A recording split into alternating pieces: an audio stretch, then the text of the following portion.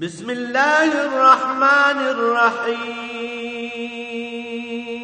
الرحمن علم القرآن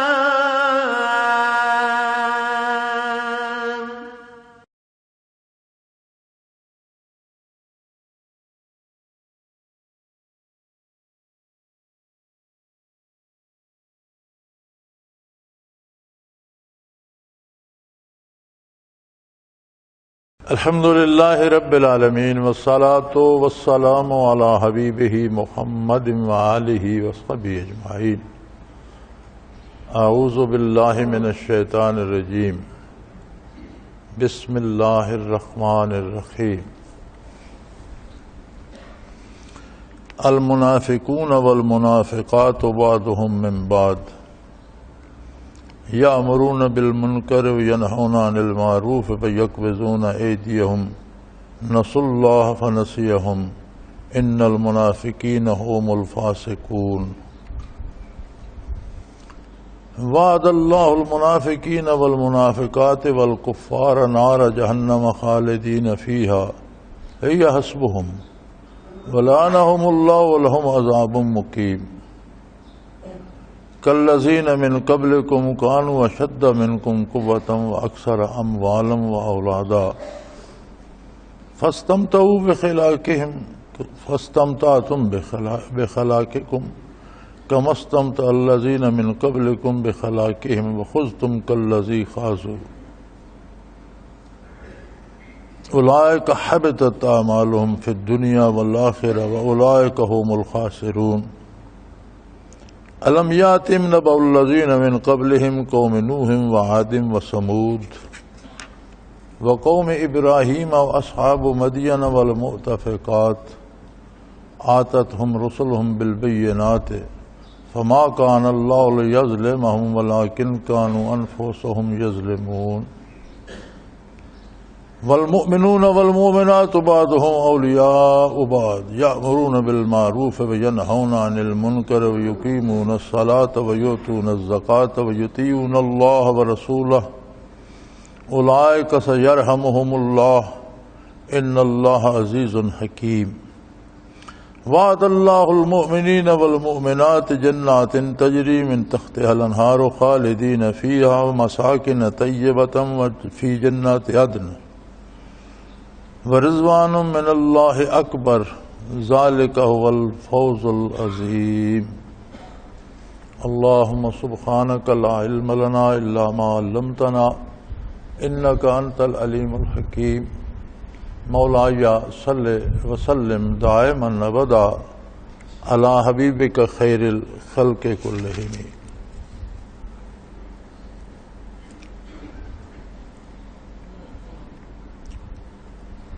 غالباً پچھلے کسی سبق میں نے عرض کیا تھا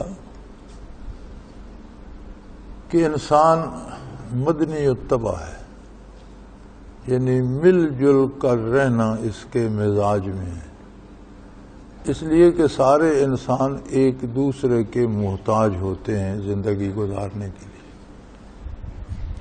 دکاندار گاہکوں کا محتاج ہے تو گاہکوں کو دکان کی بھی ضرورت ہے. ہم کسی سے لباس بنواتے ہیں، کسی سے جوتا بنواتے ہیں، کہیں سے خوراک کی چیزیں لاتے ہیں. اسی طرح ان لوگوں کو ہماری ضرورت. انسان کا مزاج اللہ کریم نے ایسا بنایا ہے کہ یہ مل جل کر ہی رہ سکتا ہے، اس لیے اسے مدنی الطبع کہتے ہیں. اس مل جل کر رہنے میں انسان کے عقیدے کو بہت بڑا دخل ہے، بہت بڑا دخل.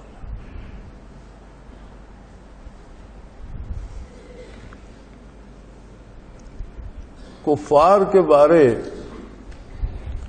اللہ رب العزت فرماتے ہیں کہ تمہیں لگتا ہے یہ سب ایک ہیں، وقلوبہم شتیٰ، لیکن ان کے دل الگ الگ ہیں، سب کے دل الگ الگ، کوئی کسی کا کچھ نہیں لگتا. امریکہ میں ایک دفعہ ایک کتاب چھپی تھی اور اس سال کی سب سے زیادہ فروخت ہونے والی وہ کتاب تھی اس کتاب کا نام تھا دا لونلی کراؤڈ، کہ بے شمار لوگوں کا ہجوم ہے لیکن ہر بندہ اکیلا ہے، کوئی دوسرا کسی کا کچھ نہیں لگتا، سب اپنی غرض کے بندے ہیں۔ اس نے خود امریکن قوم پر لکھی تھی اور نام ہی اس کا رکھا تھا لونلی کراؤڈ، کہ بہت انسانوں کی بھیڑ ہے لیکن ہر بندہ اکیلا ہے۔ تو کفر میں چونکہ کوئی بنیادی عقیدہ نہیں ہوتا، ہر کافر کے نظریات اپنے ہوتے ہیں، یہ بڑی عجیب بات ہے۔ کفر میں اجماعی عقیدہ کوئی نہیں ہوتا۔ اگر بیت اللہ شریف میں 360 بت رکھے تھے تو 360 کو کوئی کافر بھی نہیں مانتا تھا، کوئی ایک کو مانتا تھا، کوئی دوسرے کو، کوئی تیسرے کو، کسی اور کو، کوئی کسی کو بھی نہیں مانتا تھا۔ جادوگروں کو پوجا کرتا تھا، کوئی ستاروں کی پوجا کرتا تھا، کوئی فرشتوں کی پوجا کرتا تھا، کوئی جنوں کو پوجتا تھا۔ تو کفر میں قدر مشترک ایک ہی ہوتی ہے کہ سب کافر ہیں، نظریات سب کے اپنے اپنے ہوتے ہیں، کیونکہ کوئی بھی ایسا ٹھوس نظریہ نہیں ہوتا کفر کے پاس جو ہر دل کو مطمئن کر سکے۔ یہ عقیدہ جو من جانب اللہ کے انبیاء علیہ الصلاۃ والسلام عطا فرماتے ہیں وہ ٹھوس ہوتا ہے، حتمی ہوتا ہے، یقینی ہوتا ہے، اور اس پر جو لوگ متفق ہوتے ہیں ان کے قالب تو وجود تو الگ الگ ہوتے ہیں لیکن دل ایک ہو جاتا ہے، جان ایک ہو جاتی ہے۔ قالب متعدد ہوتے ہیں، جان ایک ہوتی ہے۔ لیکن کفار میں بھی کچھ لوگوں میں کچھ اقدار مشترک ہوتی ہے تو ان کے بھی گروہ بن جاتے ہیں۔ اسی طرح یہاں ارشاد فرمایا المنافقون والمنافقات بعضهم من بعض، منافق مرد اور منافق عورتیں یہ آپس میں ایک دوسرے سے مل جل جاتے ہیں، ان کے مزاج ملتے ہیں۔ کیوں ان کے مزاج ملتے ہیں؟ اس لیے کہ ان کے کردار ملتے ہیں۔ تو جب کردار ایک ہوتا ہے تو ایک طرح کی مناسبت مزاج میں آ جاتی ہے تو ان کے گروہ بن جاتے ہیں۔ تو فرمایا مزاج ان کے کیا ہیں؟ یامرون بالمنکر وینہون عن المعروف، یہ برائی کی ترغیب دیتے ہیں اور لوگوں کو نیکی سے روکتے ہیں۔ یہ بھی ایک بڑا سوال ہے کہ نیکی کیا ہے اور برائی کیا ہے۔ نیکی اور برائی کا معیار صرف ایک ہے۔ جس کام کو کرنے کا حکم دیا ہے اللہ اور اللہ کے رسول صلی اللہ علیہ وسلم نے، یا جس کی اجازت دی ہے، فرض، واجب، سنت، مستحب ہے یا مباح ہے، ہر کام نیکی ہے، حتیٰ کہ سونا بھی عبادت ہے۔ حضور اکرم صلی اللہ علیہ وسلم کے ارشاد کا مفہوم ہے کہ عشاء کی نماز ادا کر کے فجر کے انتظار میں مومن سو جاتا ہے، اللہ کریم اس کو ساری رات نماز میں کھڑا ہونے کا ثواب دیتے ہیں۔ فجر ادا کر کے ظہر کا انتظار کرتا ہے تو عند اللہ اسے نماز ہی میں شمار کیا جاتا ہے۔ اسی طرح عصر، مغرب، عشاء تک ایک فریضہ ادا کر کے اگلے کا منتظر ہوتا ہے تو اسے خارج از نماز نہیں، اس کا ثواب اسی طرح رہتا ہے جیسے کھڑا ہوا نماز ادا کر رہا۔ تو زندگی کا کوئی کام ہم بات کرتے ہیں، اگر وہ بات ان حدود کے اندر ہے جو اخلاق کریمانہ نبی کے صلی اللہ علیہ وسلم نے تعلیم فرمائے تو وہ عبادت ہے۔ اگر ان سے باہر چلی گئی تو جرم بن جائے گا۔ یعنی نیکی اور بدی کا معیار جو ہم خود بنا لیتے ہیں وہ صحیح نہیں ہے. میں نیکی اور بدی کا معیار مقرر نہیں کر سکتا، آپ نہیں کر سکتے. ہم اکثر اپنی طرف سے سوچ لیتے ہیں کہ یہ تو نیکی ہے، اور نیکی نہیں ہوتی. میں ایک بزرگ کو جانتا ہوں، اس وقت یہاں بینک نہیں تھے، ڈاک خانہ ہوتا تھا اور ڈاک خانے میں سود ملا کرتا تھا. اب بھی میرا خیال ہے ڈاک خانے والے بینکوں کی نسبت سود زیادہ دیتے ہیں، اور ہمارے اکثر سود خوار جو ہیں بینک کی بجائے ڈاک خانے میں پیسے جمع کراتے ہیں کہ وہ سود زیادہ دیتے ہیں.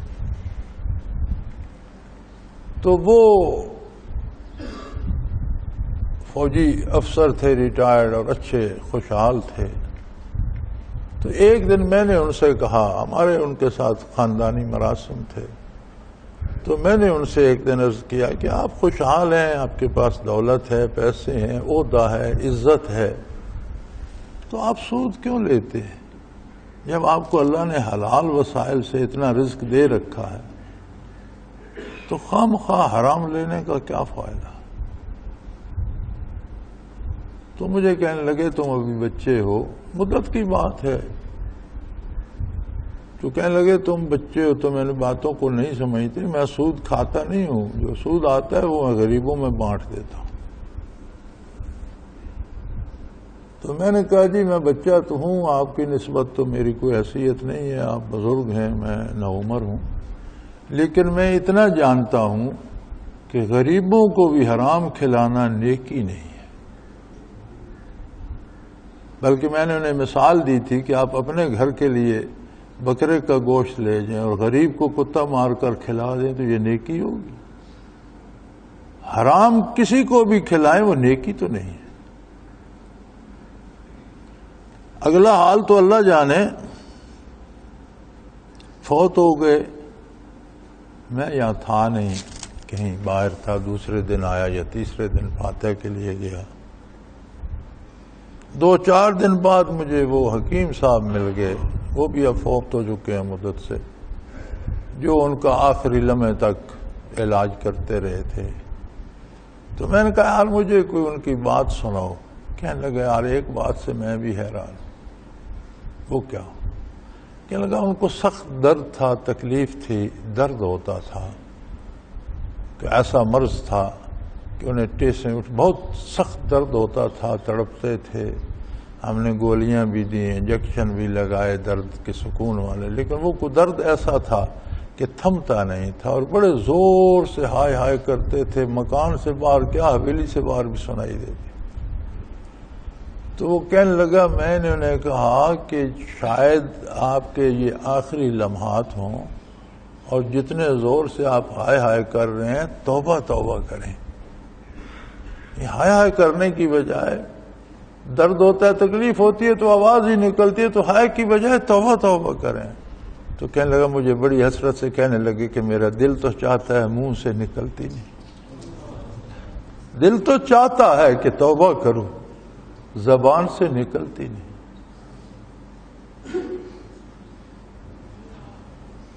تو جو کسی کا کردار ہوتا ہے اسی کردار کے دوسرے بندے کو پسند کرتا ہے. اب اللہ کریم نے فرمایا منافق مرد اور منافق عورتیں، منافق مردوں اور منافق عورتوں کے ساتھ ان کا بڑا ربط ہوتا ہے، آپس میں ایک ہوئے رہتے ہیں. اس کی وجہ یہ ہے کہ ان کا کردار ملتا جلتا ہے. اور وہ کردار کیا ہے؟ یامرون بالمنکر، برائی کے مشورے دیتے ہیں، جس کو ملتے ہیں اسے برائی کرنے کا کہتے ہیں، برائی کی ترغیب دیتے ہیں. وَيَنْهَوْنَ عَنِ الْمَعْرُوفِ، اور نیکی سے روکتے ہیں.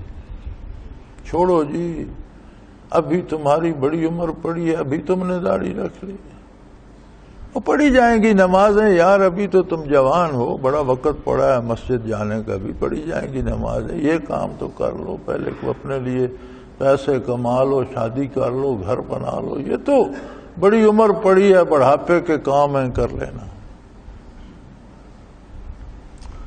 ہماری ایک اور مصیبت بھی ہے کہ جب قرآن کریم ہمیں یہ باتیں بتاتا ہے تو ہم سوچنے لگ جاتے ہیں کہ یہ فلاں پہ صادق آتی ہے، یہ فلاں پہ صادق، یہ میرا اور آپ کا کام نہیں ہے، یہ اللہ کا کام ہے۔ کون کیسا ہے یہ جانچنا اس کی عدالت میں اور آپ نہیں ہے، اس کی عدالت اللہ ہے۔ ہمیں اس لیے بتایا جاتا ہے کہ ہم اپنے اندر تلاش کریں کہ کہیں یہ کوئی خرابی میرے اندر تو نہیں ہے۔ اللہ کریم اس لیے ارشاد فرما رہے ہیں کہ یہ عادتیں ہیں منافقوں کی، اپنے حالات، اپنے کردار، اپنے معمولات پہ نظر دوڑاؤ، کہیں یہ تم میں تو نہیں ہے۔ وَيَقْبِضُونَ أَيْدِيَهُمْ،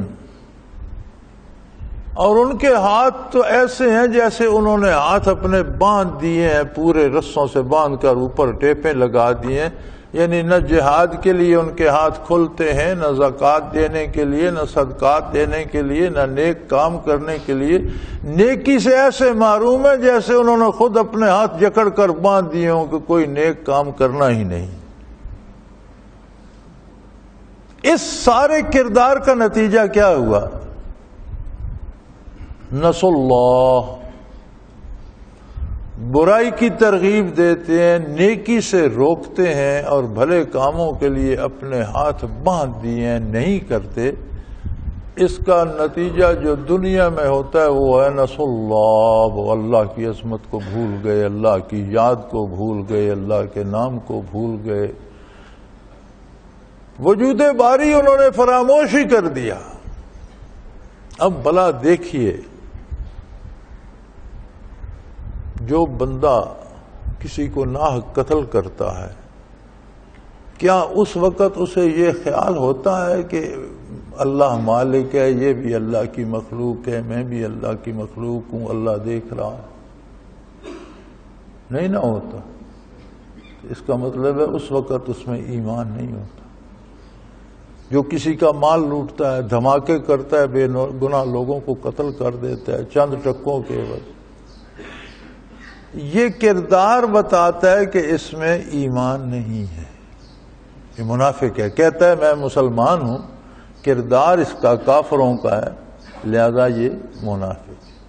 تو یہ چیزیں اپنے آپ پر، یہ آئینہ ہے، قرآن ایک آئینہ ہے، ہر شخص کو اس میں اپنی تصویر دیکھنی چاہیے۔ جب وہ اللہ کو بھول گئے فنسیہم، اللہ نے انہیں بھلا دیا۔ میں نے کئی دفعہ عرض کیا ہے کہ یہ متشابہات ہوتی ہیں اور ایک ملتے جلتے الفاظ استعمال ہوتے ہیں، انسان کے لیے بھی، ذات باری کے لیے بھی، لیکن ایک اصول ہے کہ جب وہ صفت منسوب ہوتی ہے ذات باری کی طرف تو معنی بعید مراد ہوتا ہے، وہ معنی مراد ہوتا ہے جو اس کی شان کے لائق۔ آپ دنیا کا اصول دیکھ لیں، میں یہ کہتا ہوں کہ یہ میری بات 10 بندوں نے سنی، اس کا ایک اور درجہ ہے۔ جب میں یہ کہتا ہوں کہ یہ میری بات گورنر نے سنی، اس کی حیثیت اور ہے۔ جب میں یہ کہتا ہوں یہ میری بات وزیر اعظم نے سنی، بات وہی ہے، شاید سننے والے ہزاروں تھے، جو بندے تھے وہ عام لوگ تھے، ایک بندے نے سنی، وہ وزیر اعظم تھا، بات وہی ہے لیکن اس کی حیثیت بدل گئی۔ انہوں نے تو اللہ کی عظمت کو بھلا دیا۔ اب اللہ کا علم تو دائمی ہے، ہمیشی ہے، ہمیشہ کے لیے ابدی ہے، حضوری ہے، اللہ نے کیسے بھلا دیا؟ تو اس سے مراد یہ ہوگا کہ اللہ نے انہیں ایسے کر دیا جیسے کسی کے گھر میں کوئی ایسی چیز ہو جو اسے قطعاً یاد ہی نہ ہو، بھولی بسری کسی گودام میں پھینک دی، اسے زنگ کھائے، مٹی چڑھ جائے، خراب ہو جائے، مٹی میں مل جائے، اسے یاد ہی نہیں ہے کہ نہیں۔ تو فرمایا جب انہوں نے اللہ کی یاد بھلا دی تو اللہ نے ان کی پرواہ کرنا اللہ کو پرواہ ہی نہیں ہے، یہ کس وادی میں ذلیل ہوتے ہیں، کہاں مرتے ہیں، کہاں ذلیل رسوا ہوتے ہیں۔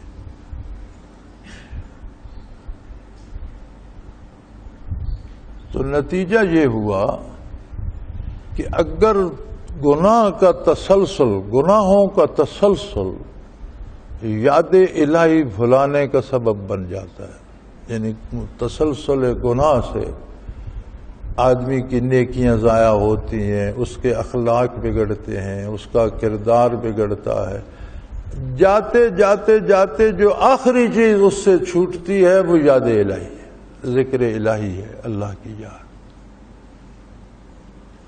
تو اگر کوئی کسی کو ذکر الہی نصیب ہو جائے اور وہ مسلسل کرے تو اس کا مطلب ہے کہ جب ذکر طاقتور ہوگا تو پھر یہ برائیاں چھٹنی شروع ہو جائیں گی۔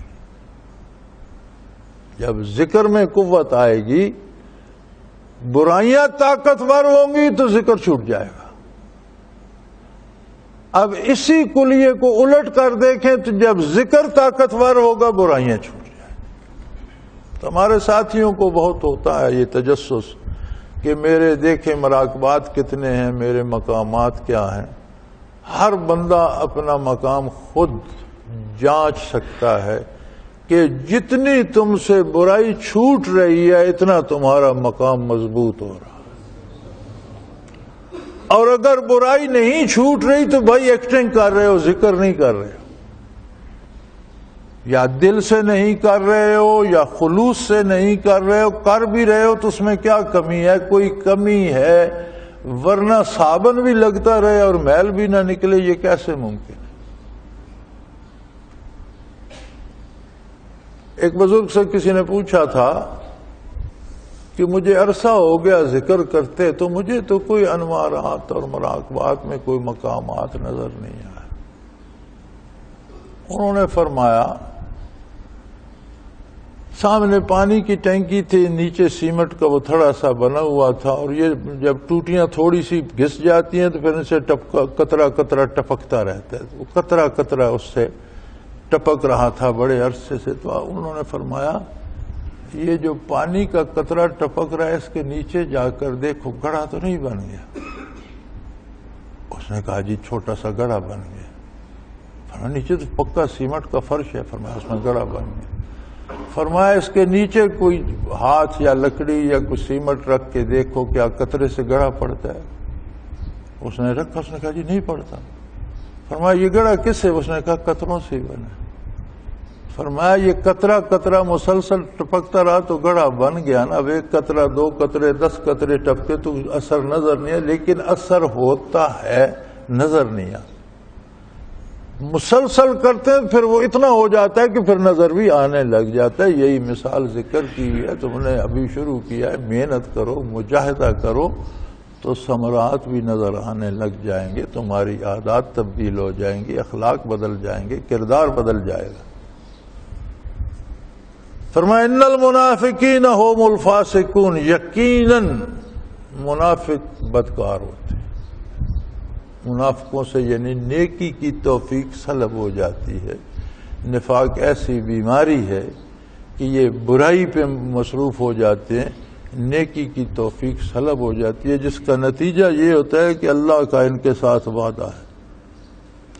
وعد اللہ المنافقین والمنافقات والکفار، منافق مردوں، منافق عورتوں اور کافروں کے ساتھ اللہ کا وعدہ ہے نار جہنم، دوزخ کی آگ، خالدین فیہا، اس میں ہمیشہ ہمیشہ ہمیشہ رہے، نہ دوزخ ختم ہوگی نہ یہ انہیں موت آئے گی، ہمیشہ ہمیشہ دوزخ میں رہیں گے۔ اور فرمایا یہ ہے تو ایک جملہ، پتہ انہیں چلے گا جو دوزخ میں ہمیشہ رہیں گے۔ فرمایا ہی حسبہم، ان کے لیے یہ بہت کافی ہے۔ بظاہر تو یہ ایک جملہ ہے، لیکن مدتوں نہ ختم ہونے والی زندگی جہنم میں بسر کرنا، فرمایا ان کے لیے یہ کافی ہے، انہیں سمجھ آ جائے گی۔ وَلَعَنَهُمُ اللَّهُ، اللہ نے ان پر لعنت فرمائی۔ لعنت سے مراد ہوتی ہے رحمت الہی سے قطعی معرومی، کلی طور پر رحمت سے معروم ہو جانے کو لعنت کہتے ہیں۔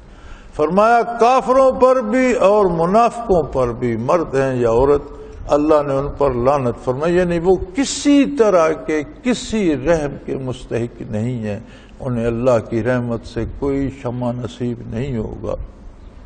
وَلَهُمْ عَذَابٌ مُقِيمٌ، اور ان کا عذاب دائمی ہوگا، ہمیشہ رہے گا، مستقل رہے گا۔ بات بڑی عجیب ہے، یا اللہ بڑی موجیں کر رہے ہیں، یہاں کافروں کی بڑی بڑی حکومتیں ہیں، دنیا کو مصیبت میں ڈال رکھا ہے، ایک اشارے ابرو سے لاکھوں آدمیوں کو موت کے گھاٹ اتار دیتے ہیں، بیٹھے بٹھائے لوگوں کو اجاڑ دیتے ہیں، ممالک کے ممالک تباہ کر دیتے ہیں، تو یہ سب کیا ہے؟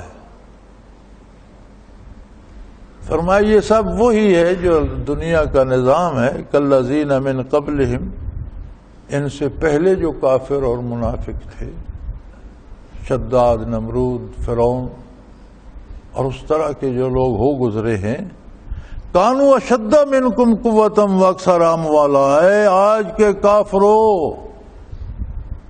وہ تم سے طاقت میں بھی زیادہ تھے، دولت میں بھی زیادہ تھے، اولاد میں بھی زیادہ تھے، قبیلے بھی ان کے بڑے بڑے تھے، طاقتور بھی تھے، بے پناہ دولت ان کے پاس تھی۔ آج بھی جس فرعون کا مقبرہ کوئی کھول لے تو وہ ارب پتی بن جاتا ہے، اتنا سونا قبروں میں بھی پڑا ہوتا ہے۔ کالذین من قبلکم، اے کفار اور منافقین تم سے پہلے جو کافر اور گزرے ہیں، کانوا اشد منکم قوۃ، تم سے تو وہ طاقت میں بہت زیادہ تھے، بعض قومیں تو 90 فٹ کے آدمی تھے، پہاڑوں کو اٹھا کر ادھر سے ادھر رکھتے اور بڑے سے بڑے درخت کو اس طرح اکھیڑ لیتے جیسے ہم گاجر مولی اکھیڑتے۔ اکثر اموالا، ان کے پاس دولت بھی تم سے زیادہ تھی، واولادا، اور ان کے خاندان بھی بڑے بڑے تھے۔ فاستمتعوا، تم بھی دنیاوی رزق اپنا استعمال کر لو، دنیا کا جو حصہ تمہارے نصیب میں ہے اس سے عیش کر لو۔ فاستمتعوا بخلاقہم، انہوں نے اپنا حصہ جو دنیا کا اس سے ملا اس سے بڑی موج اڑائی۔ فاستمتعتم بخلاقکم، تم بھی اپنے حصے کی جو دنیا تمہیں ملی ہے اس سے موج کر لو، 2 دن 4 دن 10 دن سال 10 سال۔ کما استمتع الذین من قبلکم بخلاقہم، جس طرح تم سے پہلوں نے، کفار اور منافقین نے، اپنے حصے کی دنیا سے بڑی موجیں کی، بڑے محلات تعمیر کیے، بڑے قلعے بنائے، بڑا اسلحہ اکٹھا کیا، بڑی فوجیں اکٹھی کی، شہروں کے شہر اجاڑ دیے اور بے شمار ممالک فتح کیے۔ وَخُذْتُمْ كَالَّذِي خَاضُوا، تم بھی برائی میں گھستے چلے جاؤ جیسے وہ برائی میں گھس گئے تھے۔ لیکن ایک بات یاد رکھو، یہ برائی جو ہے اس کا نتیجہ یہ ہوتا ہے کہ اگر تم سے کوئی نیک عمل بھی ہوگے تو وہ بھی ضائع ہو جائے گا۔ اولئک حبطت اعمالهم فی الدنیا والآخرہ، یہ وہ بد نصیب ہے جن کی نیکیاں بھی دنیا میں بھی سلب ہو گئیں اور آخرت میں بھی سلب ہو گئی۔ اولئک هم الخاسرون، سب سے زیادہ نقصان میں یہی لوگ رہے جن کا کوئی نیک عمل بھی قبول نہیں ہوا، نہ دنیا میں نہ آخرت میں۔ فرمایا تم یار اس بات سے بڑے حیران ہوتے ہو، کافر موج کر رہے ہیں، تمہیں اس بات کی خبر نہیں ہے؟ الم یاتم نبأ الذین من قبلہم، کیا لوگوں کے پاس ان سے پہلے لوگوں کی باتیں نہیں پہنچی؟ کیا تمہارے پاس تاریخ موجود نہیں ہے؟ قوم نوح و عاد و ثمود، کیا تم نے نوح علیہ السلام کی قوم کا تذکرہ نہیں پڑھا؟ کیا تم نے عاد اور ثمود کا ذکر نہیں سنا؟ وقوم ابراہیم، ابراہیم علیہ السلام کی قوم کا تم نے ذکر نہیں سنا، جن کا بادشاہ نمرود اپنی پوجا کرواتا تھا اور خود کو خدا سمجھتا تھا۔ عاد اور ثمود بڑے بڑے طاقتور تھے، نوح علیہ السلام کی قوم کہاں دنیا پر چھائی ہوئی تھی۔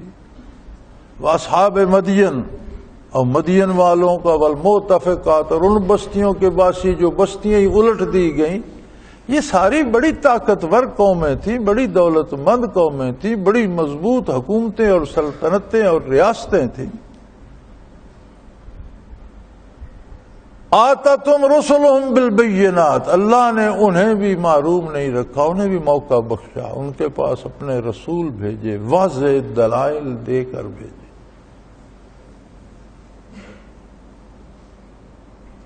فما کان اللہ لیظلم، اس لیے کہ اللہ کو یہ زیب نہیں دیتا کہ اللہ ان کے ساتھ زیادتی کرتے، اللہ کی عظمت اس سے برا البرا۔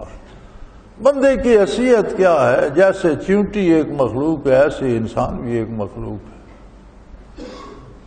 وہ خالق کائنات ہے، اس کے سامنے بندے کی کیا حیثیت ہے؟ وہ اس سے کیوں زیادتی کرے گا؟ اس نے تو فرعون کے پاس بھی اپنے 2 نبی بھیجے، رسول موسیٰ علیہ السلام کو بھیجا، وہ تو ایسا کریم ہے، فرمایا فَقُولَا لَهُ قَوْلًا لَيِّنًا، اس سے بات ذرا دھیمے اور مزے کے انداز میں کرنا، ایسا نہ ہو کہ آپ کی باتوں سے چڑھ کر جہنم میں چلا جائے، آپ بات پیار سے اور دھیمے انداز میں نرم گفتار میں بات کیجیے گا،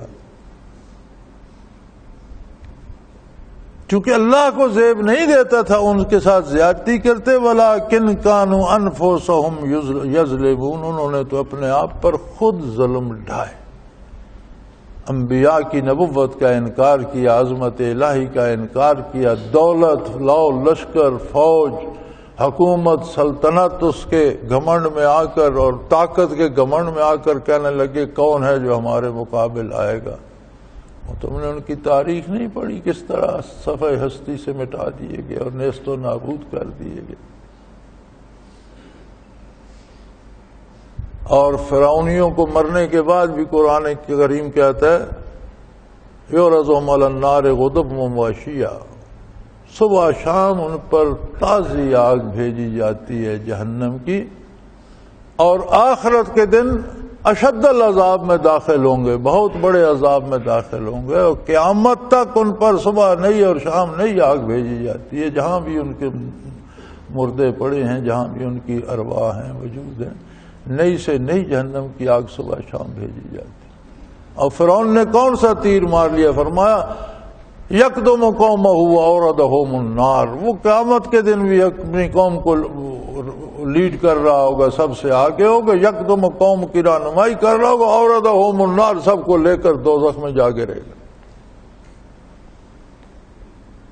تو فرمایا کفر کی موجودہ حالت کافر کی نہ دیکھو، کفر کا انجام دیکھو، نتیجہ دیکھو۔ تمہارے تمہارے سامنے اقوام عالم کی تاریخ پڑی ہے، دیکھو تو صحیح، برائی، نافرمانی، فسق و فجور، کفر و منافقت کا نتیجہ دنیا میں کیا، اور آخرت کی خبر اللہ فرماتے میں دے رہا ہوں۔ دنیا میں 2 ہی قومیں ہیں، کافر اور مومن، یہی 2 قومی نظریہ ہے۔ منافق، مشرک، کفر جہودی، آگے یہ کفر کی قسمیں ہیں۔ میں کہا کرتا ہوں کہ کتے سارے کتے ہوتے ہیں، کوئی کاٹنے والا، کوئی دوڑنے والا، کوئی شکاری، کوئی نایا دھویا ہوا صاف ستھرا، کوئی گندا مندہ، کوئی بازاروں میں آوارہ پھرتا ہے، کسی کو کسی نے گدوں پہ بٹھا رکھا ہے، لیکن کتا ہونے میں کوئی فرق نہیں، کوئی سفید ہے، کوئی سیاہ ہے، کوئی سرخ ہے، لیکن بنیادی طور پر کتا ہونا سب کی خصوصیت۔ اسی طرح حضور کے ارشاد گرامی اور کفر ملت واحدہ، کفر ایک ہی ملت ہے۔ کفر کی قسمیں الگ ہوں گی، ان کے رنگ الگ ہوں گے، ان کے جو طریقے ہیں عبادت کے وہ الگ ہوں گے، ان کے عقیدے نظریے الگ ہوں گے، لیکن کفر ملت ایک ہے۔ الکفر ملت واحدہ، ایک ملت کفر ہے، ایک ملت ایمان ہے، مومن ہے۔ 2 ہی قومیں ہیں دنیا میں۔ آج کل ہمارے دانشور اس پہ ٹی وی پہ بڑا زور لگا رہے ہیں اور اخباروں میں کہ یار یہ درمیان سے لکیر ہٹا دینی چاہیے اور مومن کافر سب انسان ہیں۔ آپ کو یہ غلط فہمی ہے، مومن انسان ہے اور کافر درندہ۔ شکل اس کی انسانی ہے، وہ درندہ ہے، انسانوں اور درندوں میں حد فاصل ہوتی ہے۔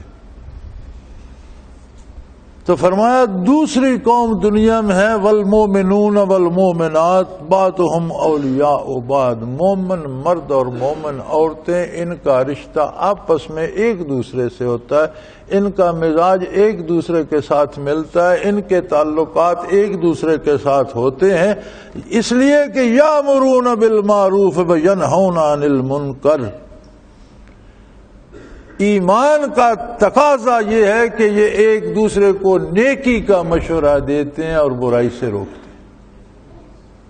کافر برائی کا حکم دیتا ہے، نیکی سے روکتا ہے، منافق برائی کا حکم دیتا ہے، نیکی سے روکتا ہے۔ مومن مرد ہو یا عورتیں دوستی تعلق ملاقات جس سے ہو اسے نیکی کا بھلائی کا مشورہ دیتے ہیں، برائی سے روکتے ہیں۔ پھر یہ عجیب لوگ ہیں، وہ یقیمون الصلاۃ، اللہ کی عبادات کو قائم کرتے ہیں۔ اقامت صلاۃ اور ادائے صلاۃ میں ایک نازک سا فرق ہے۔ آپ اپنی نمازیں پڑھتے ہیں تو ادائے صلاۃ کا فریضہ ادا ہو جاتا ہے۔ اقامت صلاۃ یہ کہ آپ جہاں ہوں اور جو بھی آپ کی بات سنیں اسے بھی تاکید کریں اور نماز قائم ہوتی چلی جائے۔ اقامت صلاۃ یہ ہے کہ اس نیکی کو پھیلائیں، آپ کے ارد گرد آپ کے ساتھ تعلق والا، آپ کی بات سننے والا ہر بندہ نمازی ہوتا چلا جائے، یہ اقامت صلاۃ ہے۔ یقیمون الصلاۃ، نمازوں کو قائم کرتے ہیں۔ ویؤتون الزکوٰۃ، مال پر اللہ نے جو فرض کر دیا ہے زکوٰۃ اللہ کی راہ میں وہ ادا کرتے ہیں۔ القصہ ویطیعون اللہ ورسولہ، اللہ کی اطاعت کرتے ہیں، اور اللہ کی اطاعت کیا ہے؟ اللہ کے رسول صلی اللہ علیہ وسلم کی اطاعت۔ کسی بزرگ سے کسی نے پوچھا تھا کہ حضرت مجھے کوئی اپنی اصلاح کے لیے نسخہ ارشاد فرمائیے۔ انہوں نے کہا آسان بات ہے بچے، کوئی لمبا کام نہیں ہے، ایک کاپی اور قلم لے لو، جب سو کر اٹھو تو جو جملہ منہ سے نکالو کاپی پہ لکھ دو، جو کام کرو کاپی پہ لکھ دو، صبح سے لے کر رات سونے تک ایک دن کی ڈائری لکھ لو، جو جملہ منہ سے نکلے وہ بھی نقل کر لو، جو کام کرو، کھانا کھایا، ناشتہ کیا، چائے پی، باہر گیا، دفتر گیا، جانوروں کو چارہ دیا، دکان پر گیا، سودا فروخت، یہ کہ جو کرتے ہو لکھتے جاؤ، رات تک ختم کر کے ایک دن کی کاپی اپنی دوسرے دن بیٹھ کے پڑھ لینا، تمہیں اندازہ ہو جائے گا کہ تم نے کتنے کام اللہ اور اللہ رسول کے حکم کے مطابق کیے اور کتنے خلاف کیے۔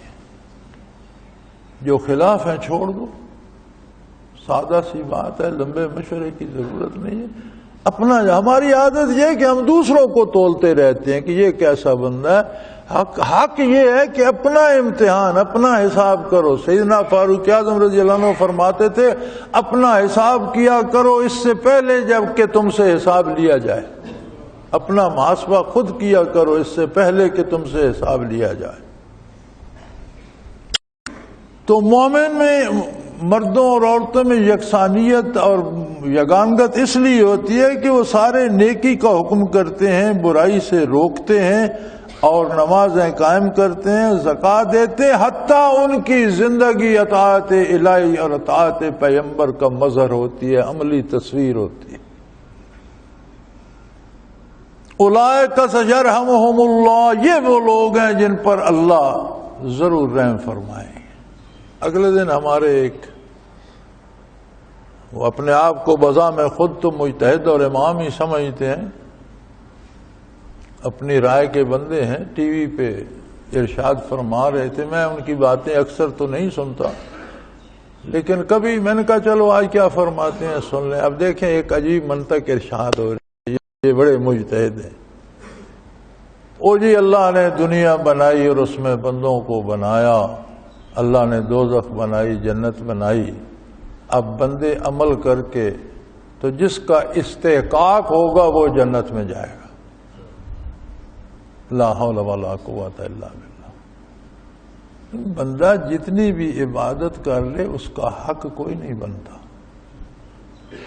اس لیے کہ وہ اتنی نعمتیں پہلے لے چکا ہے کہ جتنی بھی عبادت کرتا رہے ان کا شکر ادا نہیں کر سکتا۔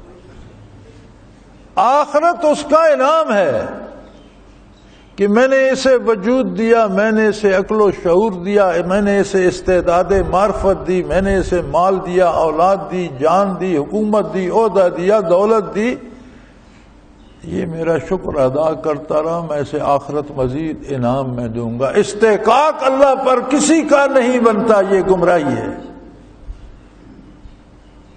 بندہ جتنی بھی عبادت کرتا رہے وہ جو کچھ لے چکا ہے اس کا حق ادا نہیں کر سکتا۔ اس لیے قرآن فرماتا ہے اولئک سیرحمہم اللہ، یعنی انہیں پھر رحمت الہی کی ضرورت ہوگی۔ اور جو لوگ نیکی کا حکم کرتے ہیں، برائی سے روکتے ہیں، نماز قائم کرتے ہیں، زکوٰۃ دیتے ہیں، حتیٰ کہ عمر عزیز اللہ و اللہ کے رسول کی اطاعت میں بسر، اللہ ان پر رحم فرمائے گا، حق نہیں بنتا ان کا۔ سیرحمہم اللہ، اللہ ان پر رحم فرمائے گا۔ ان اللہ عزیز حکیم، کہ اللہ غالب بھی ہیں اور حکمت والے بھی ہیں۔ اور اس نے تو وعدہ کر دیا، سبحان اللہ، کافروں سے بھی اور منافقوں سے بھی وعدہ کیا تھا، فرمایا میں نے اپنے مومن بندوں سے بھی وعدہ کر دیا، میرا تمہارا وعدہ رہا۔ وعد اللہ المومنین والمومنات، مومن مردوں اور مومن عورتوں سے، پھر پہلے مومن کی تعریف کر دی کہ مومن ہے کون، تعارف کر دیا۔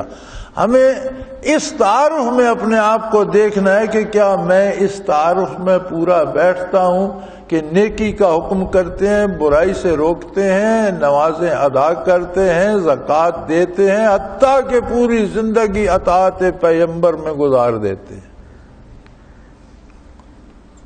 ان کے ساتھ فرمایا میرا وعدہ ہے جنات تجری من تحتہا الانہار، انہیں ان باغوں میں رکھوں گا جن کے تابع نہریں بہتی ہیں۔ عموماً ہمارے مترجم حضرات یہاں لکھ دیتے ہیں باغوں کے نیچے نہریں بہتی ہیں، تجری من تحتہا الانہار۔ میں نے یہاں معنی بھی یہی لکھا ہے جن کے تابع نہریں چلتی ہیں، باغ کے نیچے نہر کا کوئی مقصد نہیں۔ جنت میں ایک عجیب نظام ہے، دنیا میں باغ نہروں کے محتاج ہیں، جہاں پانی پہنچ سکتا ہے وہاں باغ لگ سکتا ہے، جہاں پانی نہیں پہنچتا نہیں لگ۔ جنت کے باغوں کے تابع پانی ہے، آپ جہاں باغ لگائیں نہر کا کام ہے وہاں پہنچے۔ یعنی جنتی جہاں چاہے گا یہاں باغیچہ ہونا چاہیے، اب یہ نہر کی پانی کی مجبوری ہے کہ وہ وہاں پہنچے۔ دنیا میں باغ نہروں کے تابع ہیں کہ جہاں پانی پہنچتا ہے وہاں باغ لگ سکتا ہے۔ جنت میں اگر جنتی چاہتا ہے کہ میرا باغ اس قسم کا ہونا چاہیے، وہ ایک پہاڑی پہ لگا دیتا ہے۔ پانی کا کام ہے، بغیر کسی مشین، بغیر موٹر، بغیر پمپ کے چڑھ کر پہاڑی پر اس کا باغ سیراب کر۔ یہ مفہوم ہے تجری من تحتہا الانہار، ان کے تابع نہریں جاری ہیں۔ خالدین فیہا، پھر مزے کی بات یہ ہے کہ وہ ان میں ہمیشہ ہمیشہ ہمیشہ رہیں گے، نہ ان کو موت آئے گی نہ جنت پرانی ہوگی، نہ ان کی جوانی ڈھلے گی نہ جنت کا حسن ڈھلے گا، نہ جنت کی نعمتوں میں لذتیں کم ہوں گی نہ ان کا ذوق و شوق کم ہوگا۔